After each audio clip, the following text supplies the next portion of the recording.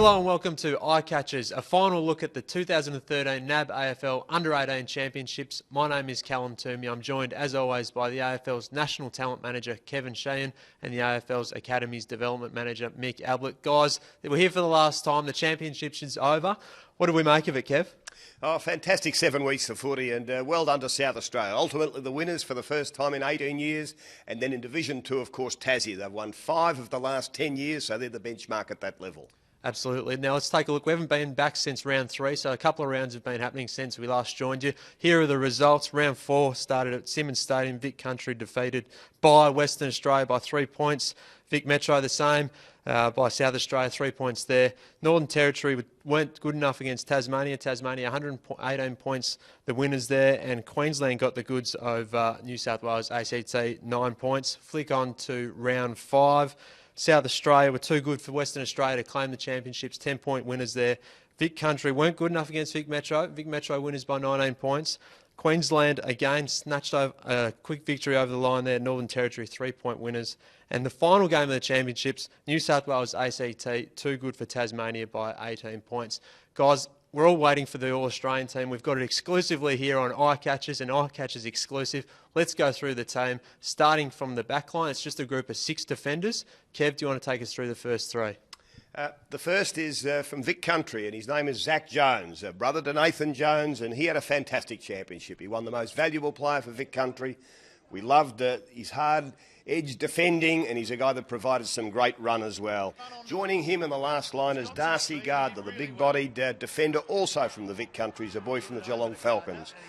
Very close checking player, and probably his outstanding game was against Darcy Hourigan, who was the big forward from SA. And then the final one in my 3 is Liam Dawson from Queensland, a bottom-age player that really had an outstanding championship. As a close checking defender initially, then he pushed up toward the midfield, capped off his carnival with the MVP award for Queensland as well. Another bottom major, Mick, joined Liam Dawson in defence. Yeah, certainly did, Cal. Clem Smith, this kid's a special talent. He's, like you say, a 17-year-old West Australian from the Perth Footy Club. He's got a little bit of Byron Pickett about him. He plays the game on the absolute edge. He's hard, he's fast, takes the game on, and was the West Australian MVP. And a couple of stars there as well, Cade Colajasny and Matt Scharenberg. Yeah, we start with Matt Scharenberg. So he's a dual All-Australian, and he just gave us a reminder, and everyone in the football world, that he is a special talent and a very sought-after player. The other boy you mentioned, he was one of the treble in the Harrison Medal for the best and fairest in Division 2. Cade Colajasny, a Launceston boy. He was sensational. He averaged 27.4 disposals throughout the championships. He had an absolute standout game down against WA. Group of 6 midfielders starts with yourself, Kevin, Billy Hartung, Dom Sheed, the Lark medalist, and James Aish. Yes, and Billy Hartung, the flying machine. We love his run and carry. He's prepared to take the game on, and he did that brilliantly throughout the championship. Dom Sheed then in the midfield. Well, he's had a magnificent championship. It ended very sadly with a broken collarbone, but he'd had a brilliant game where he had 34 disposals. He kicked 4 goals, including 2 important ones in the last quarter to help get his side over the line. And this 183-centimetre guy from Western Australia, from Subiaco, really enhanced his reputation. He won the Lark medal in the finish as the best and fairest player in the championship. And then James Aish, well, he goes back-to-back as an All-Australian. This very composed and smooth-moving player from Norwood in South Australia. Mick, every midfield needs its ruckman. Who takes that mantle for this All-Australian side? Well, clearly it was Toby Nankervis. He's the 199-centimetre, 100-kilo fella from Tasmania.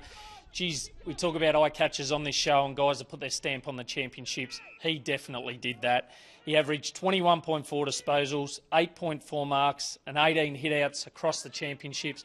Also pushed forward to kick 7 goals. So, look, he was just brilliant. And again, another worthy part of that treble in the Harrison medal winning group there for the Division 2 championship.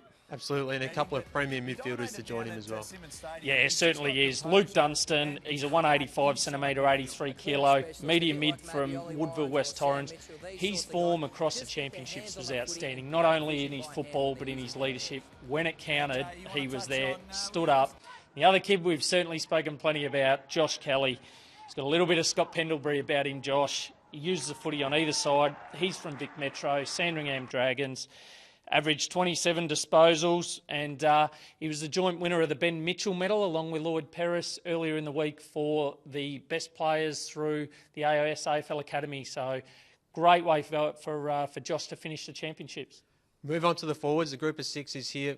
Kev, a couple of Vic Metro guys to star throughout the championships. Yeah, Ben Lennon. Ben is the 187 centimetre lead up forward. He has got elite hands, so strong overhead, a magnificent kick. Probably a key marking target up forward for us was Cameron McCarthy from Western Australia.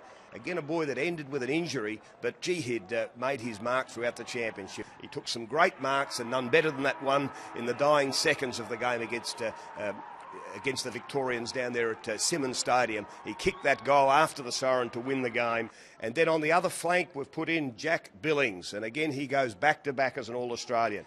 He has just got that rare ability with the footy in his hands. A left footer, he's just so poised with it. He's strong overhead as well. Nick, a couple more tall targets to join him in the team.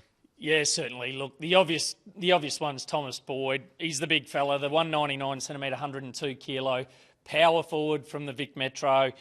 He only played the 2 games before he went down. He's a special talent. We all know about him, and we'll hear plenty more about him as the season goes on. Just his goal kicking ability and his presence on the ground is exceptional. Darcy Hurrigan's another guy. This guy's really stepped up as well. A couple of guys similar to Anand Curvis. He just really put his mark on the game. He's a South Adelaide boy. Finished the championships with 16 goals. He's a left footer, averaged 6 marks. A little Louis Taylor there to crumb the packs if he needed. Absolutely. Look, you couldn't leave this kid out. He's a star. We've spoken about his ability in terms of his likeness to a Brent Harvey.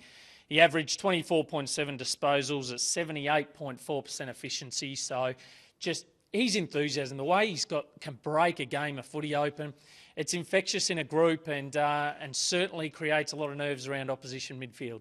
That's the first team done where we've got the interchange bench to go. Mitch Honeychurch, not a lot of us knew a lot about him before the championships, but now he's an All-Australian, Kev. It didn't take him long to make his mark. He's outstanding early and outstanding late, and it's just his competitive nature. He's only 175 centimetres, but he's got a very big heart. He's joined by Lloyd Perris, the MVP from New South Wales. He's just a small midfielder, but he's got a huge motor. Absolutely. Mick, a couple of guys to finish the team. Patrick Cripps from Western Australia and James Battersby, a South Australian defender. Yeah, James Battersby was the 177 centimetre, 78 kilo player from Sturt. We know he's played a bit of senior footy out there early in the year. He was exceptional. He averaged 19.2 disposals at an efficiency rate of 86.5%. So very, very rarely wasted possession, this young fella. Great effort by James. Patrick Cripps, well, I like to see him as a little bit of a Jobe Watson. I know that's a big call. Jobe's one of the best in the game at the minute. Kev, every good team needs its good coaches. Who were the coaching panel for the All-Australian side in 2013? Well, the coach of the side would be Brenton Phillips, who'd be very happy to coach this group. Brenton, a McGarry medalist in SA, played for Brisbane. He'd been in football a long, long time, and he's very deserving of the honour of All-Australian coach, and be supported by Adam Sanders from Tasmania, doing a great job with the Tasmanian boys, and of course they won the Division 2 title as well. Absolutely. Now, that's the All-Australian side done. We're going to take a quick look at my top 20. It's on the website at the moment. You can have a better look there. But just having a bit of an overview, guys. How have I gone? Here's the top 10. What do you think, Kev? Well, Cal, you've certainly gone for the All-Australians. 8 of your top 10 were the performers in this championship. I love that. And the 2 that didn't make All-Australian, Luke McDonald was very close, just a little bit of an injury, and he just didn't quite reach the, I suppose, the level that he did last year when he was an All-Australian. And Matty Crouch come in underdone and had 2 very good games at the end. So I give you a tick for your top 10, and the order will debate for months. It's a little bit harder from there on, Mick. It's a pretty even draft. What do you think of the remaining guys there? Well, there's plenty of talent. There's no doubt about that. We look down that list and there's some fantastic players. We'll see how that 20 stacks up in November, a few months away. Guys, thanks for being with us throughout the championships. It's been great. Kevin Sheehan, the AFL's National Talent Manager. Mick Ablett, the AFL's Academy's Development Manager. I'm Callum Toomey. Stay tuned for all the news on the under-18s on afl.com.au. We'll talk to you soon.